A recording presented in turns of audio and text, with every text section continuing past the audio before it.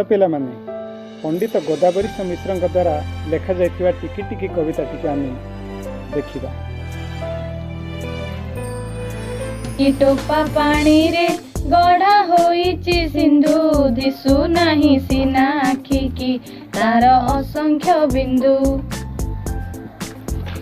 अर्थात पिला माने छोट छोट जल बिंदु द्वारा सिंधु गढ़ाई समुद्र गढ़ाई, अर्थात एते समुद्र भितरे अनेक असंख्य छोट बिंदु जल को नहीं एते बड़ समुद्र को आमे देखि पारुछु।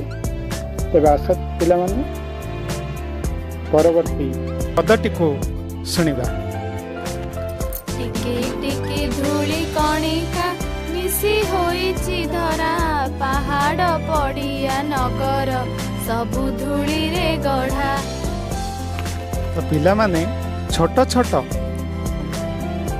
बालीर कणिका को नेइकिरी पहाड़ पड़िया नगर सबु गढ़ाई। आस परवर्ती पदटी को पुणी सुनिबा। कोटी कोटी केते गछरे परा तियारी बन, एते लोक हित साधुची एते बांटुची धन।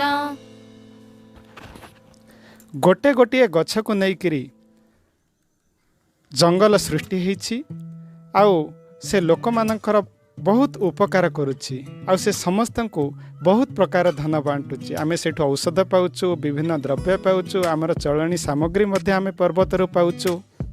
आस खाद्य मध्ये आमे सेठु पाउछु पिला माने। आस परवर्ती पदटी को पुणी सुनिबा। टिकी टिकी कोटी तारका फुटी गगने नीति, रातिर अंधार विनाशी तोफा करंती खिति। अर्थात आकाश रे असंख्य तारा आउ चंद्र देखा जाती, जे कि खिति को बा अंधकार रात्रिर अंधकार को से माने दूर करंती। लबे लबे दया हृदय देई पारे जे नर, से का बोलाए जगते दयामयंक चर।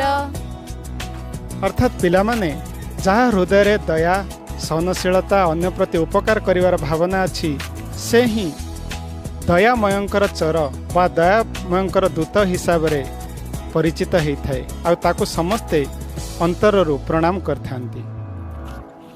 पदु पदु कथा मधुर जेहु भाषई मुखे, परकु आपणा करी से बांधी पारई सुखे।